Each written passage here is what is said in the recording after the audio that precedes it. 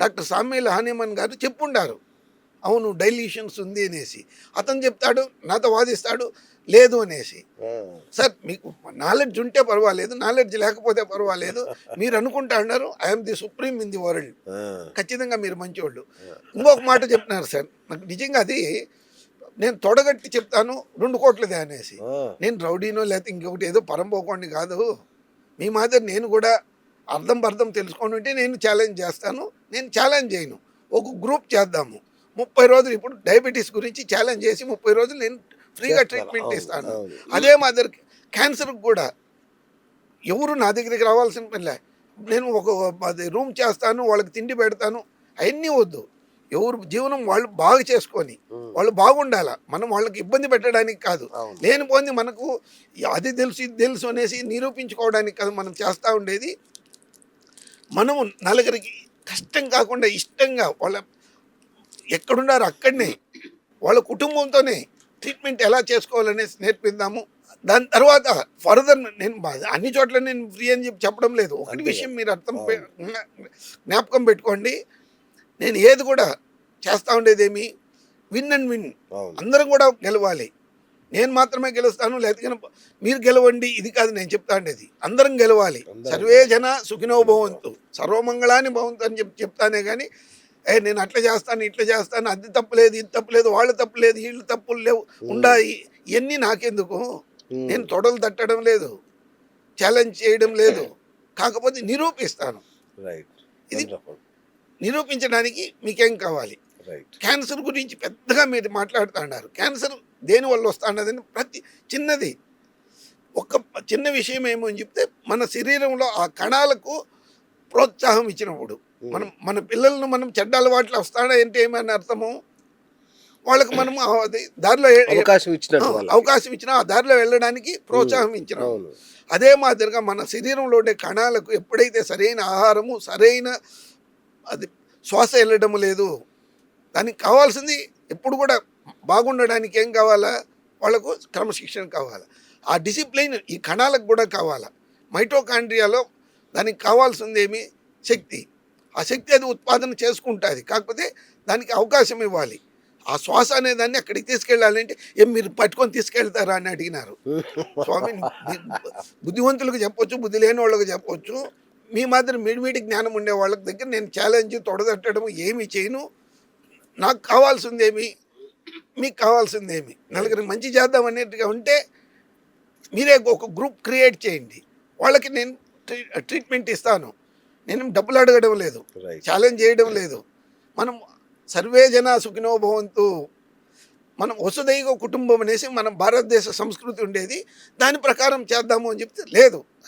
సరే నేనే మా శ్రీనివాస్ గారి జతలో కలిసి నేను చేస్తాను. మనం చేద్దాం. ఇప్పుడు క్యాన్సర్ కూడా మీరు మళ్ళీ ఫ్రీ సెషన్ ఉందా? 30 days ఖచ్చితంగా ఫ్రీ సెషన్ ఇస్తాను. 30 days ఇస్తాను. ప్రేక్షకులు ఒకటి గమనించాలి, ఆయన కన్సల్టేషన్ ఫీజు ఉంటుంది కానీ సెషన్ మాత్రం ఫ్రీ. 30 days సెషన్ ఫ్రీ ఉంటుంది. ఇది ఒక్కటి మీరు గమనించాలి. పోయినసారి కూడా చాలామంది పొరపాటు పడ్డారు, అది ఒక్కటి చూసుకోండి. కన్సల్టేషన్ ఫీజు చిన్న మొత్తం ఉంటుంది, ఎందుకంటే ఎవరు పడితే వాళ్ళు వచ్చి ఇబ్బంది పడకుండా సీరియస్ పీపుల్ రావడం కోసమే ఆ కన్సల్టేషన్ కూడా. సో అది ఒక్కటి చెల్లిస్తే చాలు, 30 days మీకు ఫ్రీగా ఉంటుంది. ఆ తర్వాత మీరు కంటిన్యూ చేయదలుచుకుంటే అప్పుడు దానికి కావాల్సిన ఫీజు చెప్తారు, దానికి కట్టాల్సి ఉంటుంది మీరు. ఖచ్చితంగా మనం 100% నేను అన్ని విధాలను మిమ్మల్ని నేను సహాయం చేస్తాను, భోజనం పెడతాను అనేసి నేను వేరే వాళ్ళ మాదిరి లేనిపోని అపనమ్మకాలను నమ్మించడానికి పోవడం లేదు. నేను చెప్పేదేమి మీకు ఈ దాంట్లో రిజల్ట్ ఉంది. మీరు ఏ టెస్టులు మీరు ఇప్పుడు చేసుకుంటా అన్నారో ఆ టెస్టులన్నీ చేసుకోండి, ఆ రిజల్ట్ మీరు చేతిలో పట్టుకోండి, ఆ రిజల్ట్ మాకు పంపించాల. ఆ 30 days తర్వాత ఆ రిజల్ట్ మీరు ఏం టెస్ట్ ఉండదు, నేను ఆ టెస్ట్ ఈ టెస్ట్ మిమ్మల్ని భయపెట్టడానికి నేను చెప్పడం లేదు. మీకు సాధ్యమైనంత వరకు మీరు ఎక్కడైతే కన్సల్టేషన్స్ ఉన్నాయో దాంట్లోనే ఉండండి. వాళ్ళ జతలో మనం కోఆర్డినేట్ చేద్దాం. ఏమి నేను చెప్తా ఉండేది ఏమి, శ్వాసక్రియలు, మనం నీళ్ళు ఎలా తాగాలి, భోజనం చేసేటప్పుడు ఏ భోజనం మనకు ఉపయోగపడుతుంది, ఎలా ఉపయోగపడుతుంది, ఎందుకు తినాలి, సూర్యరశ్మి ఉండేటప్పుడే ఎందుకు తినాలి, ఎలా తినాలి, ఆ తిన్నప్పుడు మనం ఏం చేయాలి, నీళ్ళు ఎంత తాగాలి, ఎలా తాగాలి, మీ ఆహార పద్ధతినే మీ లైఫ్ స్టైలే. కాకపోతే మీకు అది జబ్బు రాకుండా భయపడకుండా ఉండేది ఎలా, ఆ భయాన్ని నివారించుకోవడం ఎలా, నివారించుకున్న దాన్ని మనము ఎలాంటి పరిస్థితుల్లో దాన్ని తీసుకోవచ్చు. నేను గత 40 సంవత్సరాలుగా ప్రయత్నాలు చేసి చేసి చేసి అనేక పద్ధతులను ఒకే చోట కేంద్రీకృతం చేసుకున్న తర్వాత నేను చేయాలనే ఉద్దేశంతో నేను చేస్తా ఉన్నాను. రైట్ రైట్ ఒకరి దగ్గరికి పోయేసి ఆకు ప్రెషర్, ఇంకొకరి దగ్గరికి పోయేసి ప్రాణాయామం ఇలాంటివి కాదు. మనం ఒక గ్రూప్గా ఈ క్వాంటమ్ హీలింగ్ అనేది చాలామంది చెప్తా ఉన్నారు. అది నిజమైన ఇది లా ఆఫ్ అట్రాక్షన్ అంటారు, మీరు వినుంటారు బాగా. లా ఆఫ్ అట్రాక్షన్ అంటే ఎందుకు ఎలా అవుతా ఉండదు, ఇది మేజర్ థింగ్. నేను క్యాన్సర్లో కూడా ఈ లా ఆఫ్ అట్రాక్షన్ గురించి చెప్తాను. మీకు ఆరోగ్యాన్ని విశ్వశక్తి నుంచి ఆకర్షించడం ఎలా ఒకటి, రెండోది వచ్చేసి దాన్ని నిలుపుకోవడం ఎలా, దాన్ని నిలుపుకున్న శక్తిని మనము మన శరీరానికి వినియోగించుకోవడం ఎలా, ఇలాంటివన్నీ కూడా విపులంగా చెప్తా పోతాము. నేను ఏదో ఒకటి మిమ్మల్ని నుంచి సంపాదించడానికి కాదు, కాకపోతే మీరు అర్థం కావాలి. మనం అర్థం కాని భాష ఎప్పుడు కూడా వ్యర్థం అవుతుంది. ఇప్పుడు నేను ఇక్కడ కూర్చునేసి ఏ అస్సామీలోనో పంజాబీలోనో మాట్లాడితే ఏం అర్థం అవుతుంది, మన తెలుగు వాళ్ళకి తెలుగు కావాలి. అది నేను చెప్తా ఉండేది. మనకు అర్థమయ్యే భాషలో అర్థమైన విధానంగా మన శరీరంలో ఉండే, ఇప్పుడు డెండ్రాన్స్ అని చెప్తారు. డెండ్రాన్స్ గురించి తెలిసిన అని అడిగినారు ఒక పెద్ద మనిషి. ఆ డెండ్రాన్స్ అంటే ఏమి, దానికి ఎందుకు ఉన్నాయి, ఆ న్యూరో ఫ్యాక్టర్స్ ఏం చేస్తా ఉన్నాయి, దాన్ని ఎలా మనం చేంజ్ చేయొచ్చు, వీటిని గురించి చెప్తాము. మీకు అది మామూలుగా డెండ్రాన్స్ డిఎన్ఏ ఈ కారణము అని చెప్తారు. ఖచ్చితంగా అదే కారణము. ఆ కారణాన్ని నివారించడం ఎలా. ఓకే ఓకే, మనం కారణానికి ట్రీట్మెంట్ ఇస్తామే కానీ మీకు జబ్బుకు ట్రీట్మెంట్ ఇవ్వడం లేదు. కరెక్ట్. జబ్బు అనేది కనిపించిన తర్వాత, సిమ్టమ్స్ అన్నీ డెవలప్ అయిన తర్వాత జబ్బు కనిపిస్తుంది. కాకపోతే ఇక్కడ అది ప్రారంభం నుంచి ఎలా ప్రారంభమైంది. ఇప్పుడు నేను బెంగళూరు నుంచి రావాలని చెప్తే మా ఇంటి నుంచే ప్రారంభం కావాలి, హైదరాబాద్కి అలాగే చేరుకోవడానికి కాదు.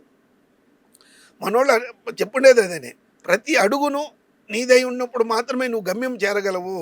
ఆ గమ్యం చేరడానికి నీదైన మంచి దారులు ఎత్తుకోనేసి, ఆ మంచి దారి ఎక్కడుంది, మీలో ఉంది. మీరు చెడ్డోళ్ళు కాదు, కాకపోతే మీరు మీ శరీరానికి మీరు చెడ్డ నింపినారు, దానివల్ల అది మీతో ఉండాది. దాన్ని దూరం చేసుకోవడానికి ప్రయత్నం చేయాలనే కానీ నాకు క్యాన్సర్ వచ్చింది, నాకు లంగ్ క్యాన్సరు, బ్రెస్ట్ క్యాన్సరు, కారణాలు ఎతకడం కాదు. మీరు కారణాల కంటే ముఖ్యమైనటి గమ్యము, దాన్ని నివారించుకోవడం ఎలా. సార్ గురుగారు, ఇంకోటి, క్యాన్సర్ అంటే ఒక్క జబ్బు కాదు, కొన్ని వందల వేల జబ్బుల సమాహారం అంటున్నారు మీరు. ఏంటి క్యాన్సర్కు తేడా ఉంటుందా? ప్రతి ఒక్క దాంట్లోనూ ఉంది. ఎక్కడ మనం చూసే విధానంలో. ఓకే. క్యాన్సర్ ఎందుకు స్టార్ట్ అవుతున్నది అనే దాంట్లో ఎక్కడ కూడా వేరియేషన్ లేదు. DNA modification, mutation. ఇప్పుడు మన శరీరంలో ప్రతిరోజు ఒక 10,000 కణాలు చనిపోతాయి, ఓకే, పుడతాయి. కాకపోతే ఇక్కడ జరిగేది ఏమి చెప్తే, క్యాన్సర్ సెల్స్ ఒక కణం వచ్చేసి 10,000 కణాలుగా, 10,000 కణాలు 1,00,000 కణాలుగా, 1,00,000 కణాలు 1,00,000 కణాలుగా పెరగడంలోనే వ్యత్యాసం ఉంది. ఆ మ్యుటేషన్, ఆ స్టాగ్నేషన్ అయినటువంటి దాంట్లో ఇప్పుడు ఉదాహరణకి బ్యాక్టీరియాలు ఎక్కడ పెరుగుతున్నాయి, గట్లో. మన గట్ అనే దాని పాటు ఎక్కడైనా చెడ్డ బ్యాక్టీరియాలు ఎక్కడ పెరుగుతున్నాయి అంటే ఏదైనా మలినాలు ఉండే స్థలంలో. ఆ మలినాలే లేకుండా చేస్తే మనం మూసీ నది క్లీన్ చేస్తాము అని చెప్తారు. మూసీ నది ఎట్లా అవుతాండి, ఎక్కడిదక్కడ క్లీన్ చేయడం కలిగితే కాదు, దాని నివారణ ఉంది. అదే మాదిరి మనలో కూడా ఒక మూసీ నదిని తయారు చేసుకోవద్దు.